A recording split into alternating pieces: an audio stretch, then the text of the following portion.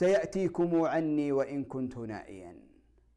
دخان العندل دون بيتي مذود قصائد من قيل امرئ يحتديكم وأنتم بحسمى فارتدوا وتقلدوا. أين تقع هذه المنطقة، منطقة حسمى، وماذا قيل عنها؟